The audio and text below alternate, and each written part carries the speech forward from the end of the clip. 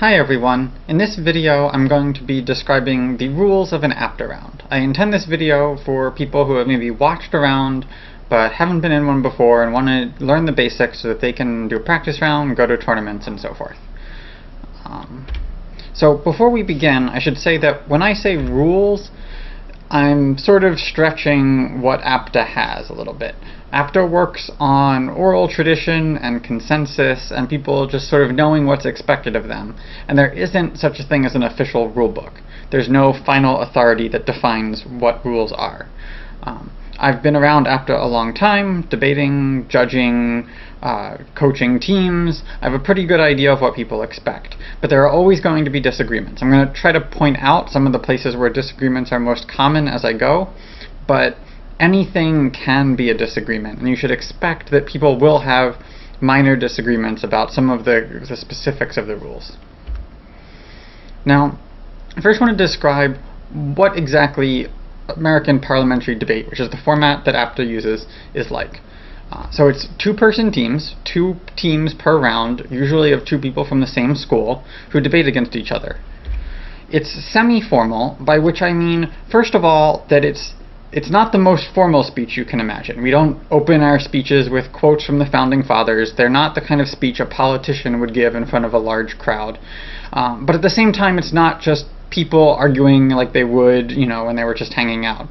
It's a speech at a podium in a reasonably formal way. We also are formal in some sense in that we are a competitive activity with specific rules, and we are aware of the fact that we're in a debate round when we talk. So we refer to our opponent's second point in a way that you wouldn't when you were just having a conversation with someone. At the same time, it's reasonably accessible. If an average person just walked in off the street and watched an American parliamentary debate round, they would generally be able to tell what's going on. And while there might be a couple words here and there that they didn't understand, they would be able to follow the argument that was happening. Now, one of the distinguishing characteristics of parliamentary debate is the topic variety. Every round is on a different topic. One of the teams gets to pick the topic, and the other team doesn't know it until the round starts. The allowed range of topics for teams to pick is very wide, meaning that you'll have rounds on all sorts of things, public policy to hypothetical moral quandaries. So it allows for a lot of fun and a lot of interesting discussion to be had. It's analysis focused, by which I mean it's based on logical thought and reasoning and your ability to convey that reasoning to a judge. It's not based on citing expert opinions or on having a lot of statistics that you've researched. It's also not based on a lot of extremely flowery language or speaking pretty just for the sake of being impressive. The goal is to convince someone you are right. That means you need good arguments and you need to present them clearly and get across to the judge how good they are. It's also, as I said before, extemporaneous. Often you don't know what you're going to be talking about until right before you're about to talk about it. You don't know what the other team is going to say, of course, until they start talking. And teams don't bring a lot of preparation to the round with them. The proposing team generally has a 1-page outline, something like that, but that's really all the preparation that goes into it, and most of the speaking is done from notes that you only wrote a couple of minutes before. Now, the people in a parliamentary debate round are shown to the judge using something we write on the board when we enter the round. It looks like this. And I'm going to sort of explain what this is to you a little bit, but you'll be drawing this on the board when you go into a tournament and have a round. So these are the team names. They're generally your school's name, followed by some sort of identifier of the 2 people who are on this particular team. Schools will send multiple teams to a tournament. The one on the left, and this team should sit on the left, is the government team, which we abbreviate GOV, and the one on the right is opposition, OP. The government has 2 speakers, the first one being the Prime Minister, PM, and the Member of Government, MG. The opposition has the Leader of Opposition and the Member of Opposition. Now, the round begins with the Prime Minister's constructive speech. This is the first speech of the round. It's 7 minutes long, and it starts with the Prime Minister explaining their case, by which I mean their proposal, what it is they're going to argue for. The Prime Minister will do this, usually reasonably quickly at the beginning of the speech, like maybe a minute or so. They explain exactly what it is that they want to support. Then the rest of the speech is spent giving arguments in favor of that position. They'll have what we call independent points, which are broad areas of analysis they want to talk about. Things like the economic effect or the enforcement ability of the rule or something like that. There tend to be about 3 of them, and they'll have under them several subpoints, which aren't generally numbered or lettered, but which are sort of clearly delineated as different arguments that the Prime Minister wants to make in that area. Now, as I said, this speech is called the Prime Minister's constructive speech, and that's because it's part of what we think of as the constructive portion of the round. That's the first 4 speeches, and those are the bulk of the round. Those are the speeches in which you can say anything you want. You make arguments, you respond to the other team's arguments. There are really no rules about what you say other than do your best to be convincing. When the Prime Minister has done their speech, the Leader of Opposition gets up and gives their constructive speech. This is 8 minutes, and usually the first half of it is roughly explaining some new independent points that they want to make, right? They, for example, want to talk about the morality of the plan, which the Prime Minister didn't talk about, or something like that. That takes roughly half their speech, and then the other half of their speech is spent responding to the arguments that the Prime Minister explained, right? This is why they are wrong, or this argument is unimportant, or whatever response you want to give to it. Then the member of government gives their constructive speech, generally the first half responding to the new independent arguments the Leader of Opposition made, and then the second half rebuilding and defending what the Prime Minister said. The member of opposition then does something very similar, responding and defending the Leader of Opposition's points, and then attacking again the government's points. Now, once that's over, the Leader of Opposition gives a speech. Now, this is the second speech in a row for opposition, and it's the first rebuttal speech. In a rebuttal speech, you're not allowed to make new arguments. And when I say new arguments, I don't just mean new independent points, new huge areas of analysis. I mean any logical argument that hasn't already been made, you're not allowed to make. What you're supposed to do here is explain why, given the arguments that have already been made in the round, your side deserves to win. That takes roughly 4 minutes. Now, after that, the Prime Minister gets to give their rebuttal. Same rules apply, no new arguments, with one exception, which is that if the member of opposition said some sort of new argument for the first time in their speech, because this is the only time government could respond to it, we allow the Prime Minister to give a response specifically to that new argument from the MO. It's only a time new arguments are allowed in rebuttal. Now, I should say that the speaker times that are listed here are sort of off. We allow a 30-second grace period at the end of speeches, and unlike some formats, it's really okay to use that entire 30 seconds. So it's not unusual for the Prime Minister to think of their first speech as being 7 minutes and 30 seconds long, rather than just 7 minutes. But you should recognize that when that 30 seconds is up, your speech really is over, and you should be done at that point. Now, one of the distinguishing characteristics about parliamentary debate is points of information. This is the most common of several points that can interrupt a round. And these are statements given by the opposing team of the current speaker. So the current speaker can get interrupted and the other team will ask a question or make some sort of other point. They're used for all sorts of things, most commonly for questions. You can prod a team to respond to an argument they're trying to ignore. You can do anything you want with a point of information. The way you do it, as the asking team, is to stand up at your seat and wait to be recognized. So it'll look something like this. You sort of stand up, maybe hold out a hand or something. People do a variety of gestures in order to ask a point of information, but anything that involves standing up will be recognized as a point of information. Then you wait. It's up to the speaker whether they want to have your point of information occur at that point or not. Now, when you are asking it, when you have been recognized, you should look towards the judge or the audience. You want to address your point while you're talking to the speaker. The real people you care about convincing are in the audience or the judge. So that's who you should be really focusing your attention on. Points of information are short. 1 sentence, 15 seconds. People give a variety of rules of thumb for it, but it really should be short. It should be a simple question or statement that you make, and then you let the current speaker respond to what you just said. There's no follow-up on a point of information. If they misunderstood your point, or didn't really answer the question, or what they said has some sort of obvious error in it, then you can bring that up later when you're speaking, but you don't get to say anything. This isn't a conversation. It's just one question you get to ask. Now, you're not allowed to ask points of information in what we call protected time. So that's the first and last minute of constructive speeches. Speakers deserve the ability to get going and then finish up their speech without interruption. And we don't allow points of information during rebuttals. Now, if you're a current speaker and you're talking about taking POIs, what do? Well, first of all, don't get startled. This takes a little bit of getting used to, and new debaters will sometimes cut themselves off mid-sentence in order to take a POI. Don't do that. Finish your sentence, get to a reasonable stopping point, and respond. Now you have two choices. You can either take the POI, say yes, and let them talk, or you can say no thank you, not at this time, or you can even just gesture without stopping speaking to show them you don't want to take the POI right now. Now, you do have to do one of these things reasonably quickly. The opposite of getting startled and cutting yourself off mid-sentence is leaving the other person standing there for a long time. That's not okay either.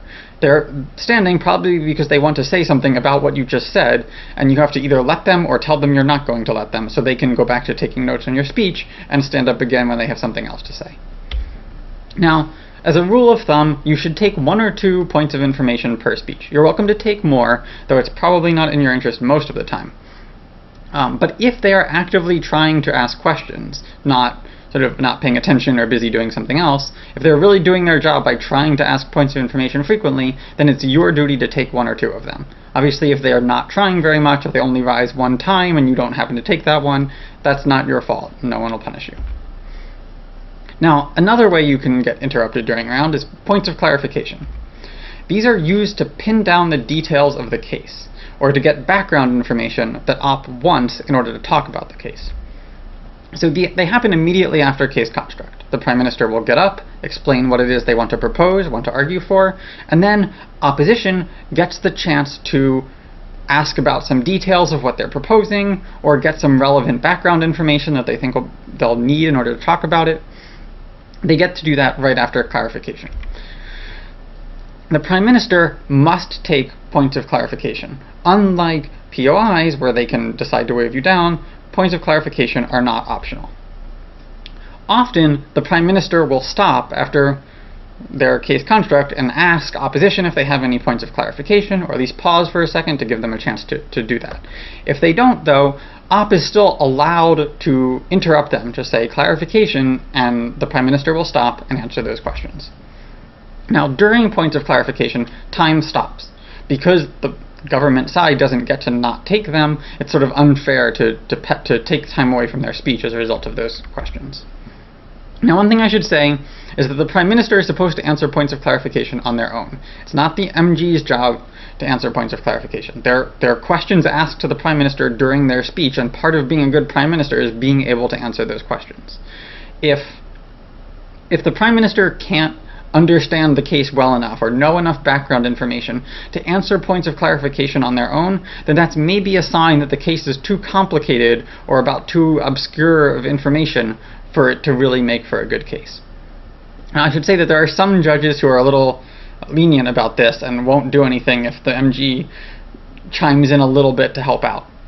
But in general, you should really try to avoid doing that.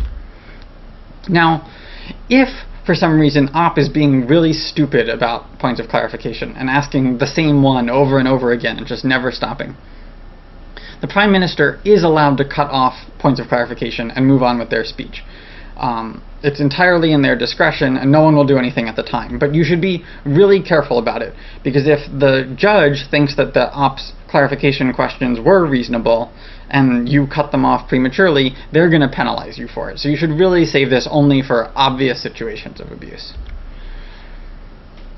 The thing to be careful about, especially when you're new, is to not rely on points of clarification for case construct. It shouldn't be expected that Op has anything to ask. the Prime Minister should, on their own, give all the necessary background information that isn't reasonably considered general knowledge, and explain exactly what it is that government is proposing without points of clarification. Points of clarification are basically there as a safety net, and it's good that they are, but you should not rely on them, and the judge will look unfavorably on prime ministers that don't give a full case construct on their own. The last way you can get interrupted is a point of order. Now, this is when a team essentially asks a judge to enforce a rule. So in APDA, we expect the judge to be reasonably passive. Other than calling people up to speak, the judge really doesn't do anything in a round other than take notes and then write the decision down on their ballot later. If you think a team is not following some rule, you're expected to ask the judge to enforce the rule, and until you do that, the judge won't do anything. When you ask a point of order, you don't wait to be recognized. You just stand up, say point of order, and explain what it is you're complaining about. You address them to the judge, not the current speaker, and the judge will be the one who responds to them. Now, what do you use them for? Well, by far the most frequent thing is that the speaker who's currently speaking is over time. If the member of government who's supposed to speak for 8 minutes and 30 seconds is at 9 minutes and you want to stop them from continuing any further, you stand up, you say point of order, the speaker is over time, he's at 9 minutes, and the judge will respond and tell the speaker to sit down. Now, some tournaments or judges will have stricter methods of enforcing time, the most common one being to pound on the table at the end of the grace period to make sure that the speaker sits down. If one system like that is getting used, the judge or the tournament will tell you so, and then you don't need to rise on a point of order.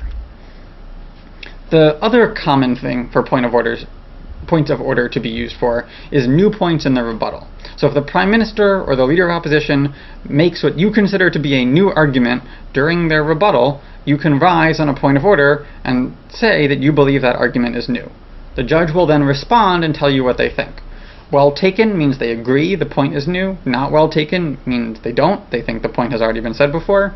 And if they're not sure, they'll say under consideration, which means they're going to later, at the end of the round, go back through their notes and decide what they think about it. Finally, there's a point of personal privilege. These are so infrequently used that there isn't a good consensus on exactly how they should work. But it doesn't really matter that much because they're really infrequently used.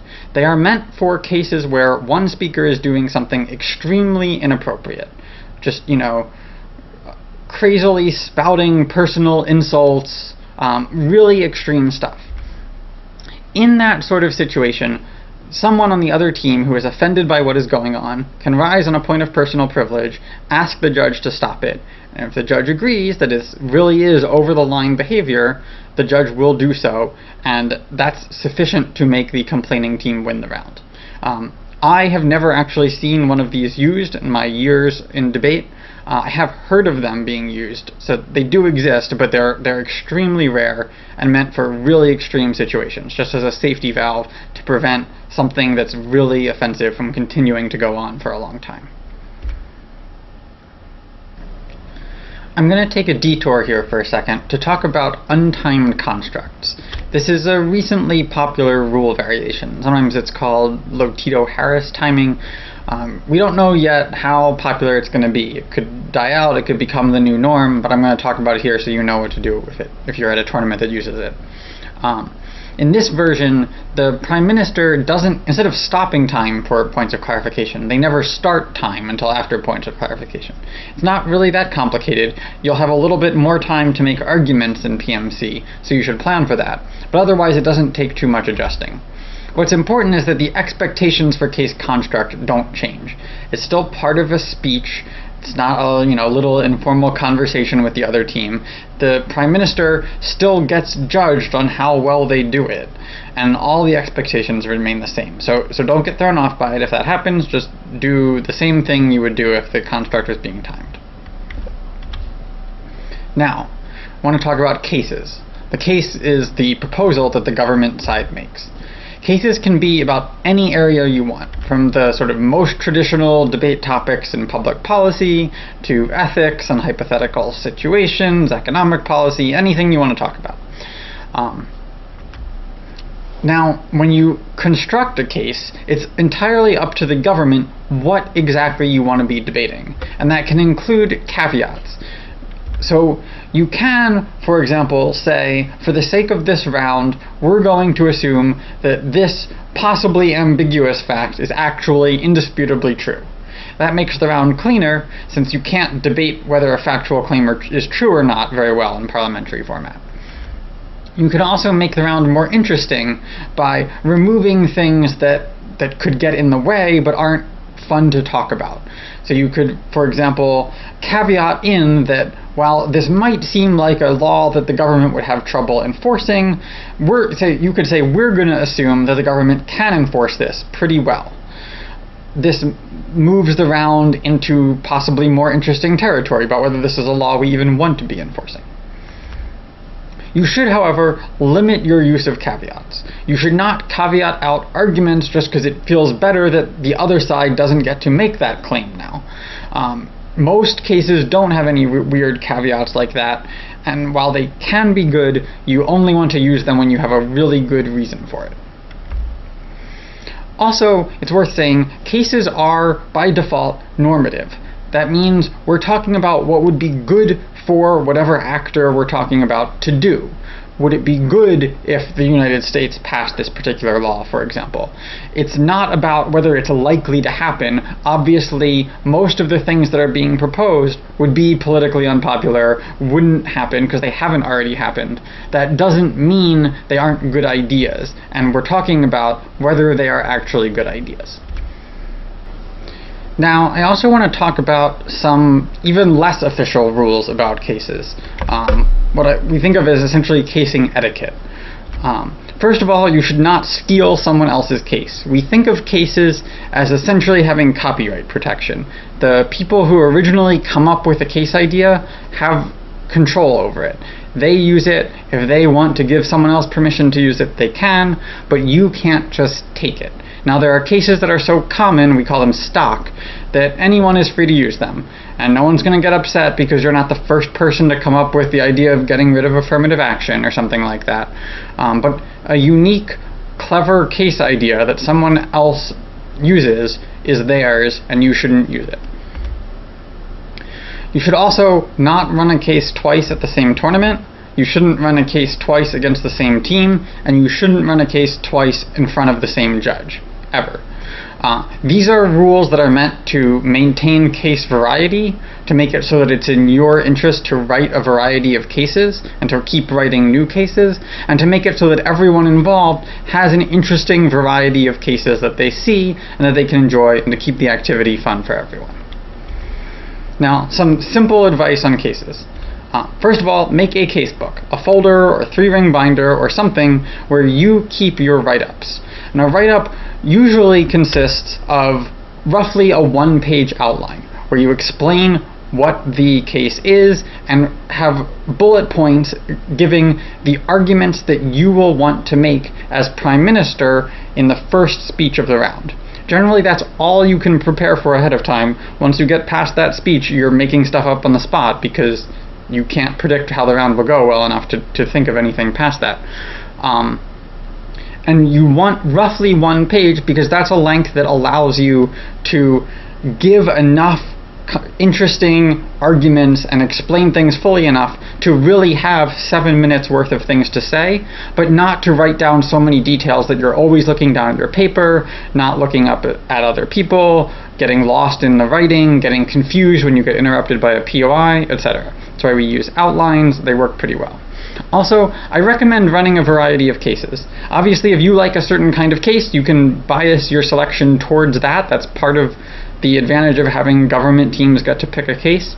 But you shouldn't only run a very particular type of case. If you're going to be good at debate, you need to be good at debating all sorts of cases, and that's because you will be debating them as op, but you will get better practice and get better at those things faster if you also run a variety of cases as government. Now, there are a couple specific types of cases that I want to talk about independently. The first one being op choice cases. These are cases where government sets up a binary choice and lets opposition pick which side of the case they want. Instead of saying, we want to get rid of affirmative action, they would say, should we get rid of affirmative action, and let opposition pick whether they want to defend getting rid of it or keeping it. Now, the way this works is that the Prime Minister explains the choice in their case construct, says that it's an op-choice case, and then stops time while opposition picks which side they want. Now, anything can be an op-choice case.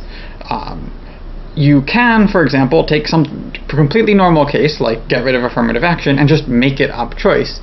But also, most hypothetical situations or time-space cases are op-choice. Now, I should explain what a time-space case is. A time-space case is where you put the judge in the place of a particular actor. You could say, you are Jimmy Carter in this particular year, and here is the decision you are facing. What should you do? Right? You can put the actor in the place of Julius Caesar. Right? You can pick anyone you want, including a generic person. You could say, we're putting you in the case of a judge who has this particular decision to make, and then talk about what the decision is. But by putting the judge in the place of that actor, you're changing the way the round is viewed. First, you're making it so that you can only talk about knowledge that that actor would have. It's not reasonable for either side to be talking to Julius Caesar about an example that depends on knowledge of ancient Chinese history. Right? That's not something Julius Caesar would know, so it's not fair to bring up during the round. You also have moral obligations that might attach to particular actors that wouldn't attach to people in general. Right? If someone is President of the United States or a doctor, they might have particular moral obligations, and those are relevant to the round. So you change things by putting the judge in that position. Now, what you should think about carefully is the actor's psychology. So these are still cases about what someone should do. If the case is that Julius Caesar shouldn't become a dictator in Rome, then it's not enough for the other side to say, but Julius Caesar wants to be a dictator, right? You can't just say that because that actor wanted something in reality, that side wins, right? That would make the case uninteresting. The case is about what the actor should do, not what they would do. But people do frequently make what we call you or you arguments, where they say because this is the preference of this actor, you should go forward with that. It's not generally a good argument. But what I recommend doing in order to remove this sort of lack of clarity in these rounds is, as government, when you run these sorts of cases, specify exactly what parts of the actor's psychology, if any, you want to carry over. So if you want it to be purely around about what the ideal action for that person would have been, regardless of their own psychology, then you should say that during case construct, and then that's what the round will be about. If you want to caveat in the fact that Julius Caesar is trying to become dictator of Rome, and then talk about what he should do in order to get to that goal, then say that. And once you caveat that in, neither side can challenge it. I think in general, you will have much better rounds when you specify exactly what you want to leave up for debate and what you want to assume about the actor's goals when you run a time-space case. Now, time-space cases usually are op-choice. This isn't a rule, they don't have to be, but it's sort of a norm that exists in the league that you run time-space cases as op-choice cases. One warning, be careful about using groups as collective actors in an op-choice case. If you say the Security Council should do something, it's hard to think about how to argue that when the Security Council isn't actually an actor in and of itself, right? It's a collection of countries who all have their own goals. So should you be arguing that all of them, each individually, should choose to vote for this particular thing, or that a majority of them should? It's not clear how we think about groups in these situations. There are some groups that you really can abstract away as unary actors and have a perfectly reasonable round about it, but you should be careful. Also, when your case is fictional or hypothetical, you should really be careful to specify all the relevant information. If, at the end of the round, the judge can't figure out who won because which arguments are more convincing depends on some factual questions about the hypothetical situation that you didn't specify as the government team, then the judge is going to hold that against you. It's your job to have a good, clear, complete case construct that allows the round to be debated. Next, counter cases. So a counter case is when the opposition team decides to give its own case, its own alternative to the gov's plan. So by default, the opposition team would be defending the status quo, would just be defending not doing what gov is proposing. But they can defend something else instead. Now, how does this actually op gov's case?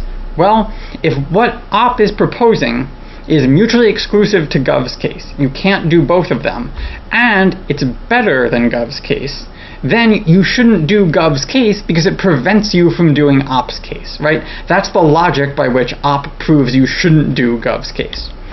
And you really should think of this as just another way of arguing against the case. We think of it as a sort of separate rule, and in some ways it is, but really the logic behind it is that it's just one more way of arguing that we shouldn't do what gov wants us to do. The one thing to be careful about here is that you want to be very clear about doing this right in the beginning of LOC. The judge shouldn't be unsure if you're arguing for the status quo or for some other alternative. You should decide, and you should be consistent about it, and if it's not the status quo, you should say so right away so that everyone is on the same page about that. Last thing, don't countercase an op choice case. You're given two options, you pick which one you want to argue for, you have to argue for that option. Now, there are some types of cases that gov is not allowed to run. These rules exist to make the debate fair and to keep gov from abusing the fact that they get to pick the topic. So the first thing they're not allowed to do is advocate for the status quo. Right? The status quo being whatever is currently policy or being done anyway. If government does this, what do you do as the op team? Well, at the very beginning of LOC, you say this is the status quo case. You then opt the case as you normally would. It's still possible to argue against the status quo, and you do your best to do it. Whether the case is status quo is debated as just one more issue in the round. But if the case is status quo, op wins the round, and that's how the judge will decide at the end of the round. If it's not, then the judge will look at all the other arguments that are being made and decide who won on those arguments. Op choice cases are allowed to have a status quo option, and it is fine if the government ends up defending the status quo. All that's important is that op had the chance to defend the status quo if they wanted to. Of course, op choice cases can have two options that are both not the status quo as well. The next thing that's worth talking about is specific knowledge. So specific knowledge is knowledge that is not expected to be known by someone by virtue of them being a quote-unquote well-read college student. That's the standard we use for what we expect people to know on APDA. There's all sorts of examples. One would be a particular study, right? Say someone did a regression across states over how effective the death penalty was at deterring crime, right? You, as a well-read college student, would be expected to know about the death penalty and that there's a debate over how effective it is and so forth at deterring crime, but you're not expected to know the details of particular studies. And it would be unfair of government to use those when arguing because op doesn't have that same sort of level of research that they could respond with. Right? Similarly, something like the engineering details about a specific military weapon, right? How far a tank can shoot, not something you should be expected to know. Same with obscure legal precedents or details of books and movies, right? No book is so well known that you can walk up to any well-read college student and get them to go on at length about the particular characters in the book. Rules of particular sports, also not allowed, right? In general, when you're thinking about sports, assume that the people you're talking to are not fans of that sport, right? People who aren't fans of soccer still know you're not allowed to grab the ball with your hands. You can talk about soccer and you can use some basic information about it during the round, but you shouldn't expect them to know the details of, technical rules and other debates that occur within the sport. The standard is neutral as to topic area, right? A lot of debaters study history or law. That's great, and it means that a lot of cases get run about those things, which is totally fine. But the standard doesn't assume that the well-read college student has particular interest in those areas. It shouldn't matter what you're majoring in. If you had to study it in school in order to know it, in college at least, it's probably specific knowledge. Now, Gov cannot make arguments that are based on specific knowledge. If they do, op, when responding to that argument, can, instead of what they would normally do by explaining what's wrong about that argument or why it's unimportant or whatever, they just point out that that argument is specific knowledge. And if the judge agrees, they're going to ignore those arguments. It's not a point of order. You just do it during your next speech, and the judge will consider it the same way they would any other argument. The weird thing here is that op can make arguments based on specific knowledge. The reason this rule is there is to prevent gov from doing research ahead of time, from taking advantage of the fact that they get to pick the topic. Op, if they happen to know specific knowledge, really did know it as part of their general knowledge, and it's okay for them to use it. If they do, though, gov gets to respond in kind. They get to use a similar level of information, familiarity with the topic. It isn't that because they are gov, op can, by virtue of being an expert on this area, cite all sorts of statistics, and gov can't do anything about it. Gov can respond with specific knowledge of roughly the same amount or level that op used. Now, occasionally you will find a case that is impossible to debate intelligently without specific knowledge. This is really rare, really doesn't come up, but if gov does come up with something like this, then op should say so at the beginning of LOC. Should say, this case expects us to debate whether this particular company should be producing this product. We can't do that without knowing how many they're producing and what the cost is and how many they sell at what price and market research and things that really aren't impossible to logically infer. They say this at the beginning of LOC, including this defense of why the case really is specific knowledge. But then they do their best to debate the case, to guess at what these facts might be, and do their best to argue what is likely to be true, and just do their best to op the case. Government responds to the claim that the case is specific knowledge during the member of government speech, along with all the other arguments in the round, and the round continues as normal. If the judge in the end agrees that it's specific knowledge, then op wins the round, and otherwise the round is judged normally. Gov can explain what would otherwise be considered spec, which is our slang for specific knowledge, during case construct. So if their case relies on you knowing some basic facts about ancient Rome that they don't think you're likely to know, they can explain those in case construct, and then if the round is debatable with that information, that's fine. They have to do that really during case construct. They don't get to explain those details as they come up, as they make arguments during the speech. It has to be done when they're explaining what position they want to take. The final type of case you are not allowed to run is what's called a tight case. Now, a tight case is one that's unfair to op because it's so clearly true or impossible to argue against. Now, if you think gov has run a tight case, what you do is you say so immediately at the beginning of LOC. And then, unlike with status quo or specific knowledge, tightness is now the sole issue in the round. The round becomes entirely about whether the case is tight. In LOC, op explains why gov's case is so obviously true. The arguments gov made are just impossible to respond to, or there are these other arguments gov could have made that are impossible to respond to. And the arguments that sound like they're reasonable for opposition are just always going to be refuted very easily. They're bad for a variety of reasons, etc. You explain why the case is tight. And then gov responds in MG by explaining why it's not, essentially how someone could have opted that case. The round goes on purely about whether the case is tight. Now, things that are not a valid response to a tight call. Ops that are specific knowledge, even though op could use them if they knew them, do not count as a reason the case isn't tight because we don't expect op to have specific knowledge. It's also not okay to say the case is not tight because there is a counter case that could beat it, right? The point of the status quo rule is that op should be able to debate by just arguing for the status quo, and that has to be a situation which is winnable for them. Now, op choice cases obviously can't be tight. It's possible that an op choice case has one obviously correct side, but it is opposition's duty to discover that, pick that side, and win the round that way. It's also worth saying tightness is not necessarily inherent to the case. We sometimes talk about it as if that's true, but it's not. It's possible that the same case gets called tight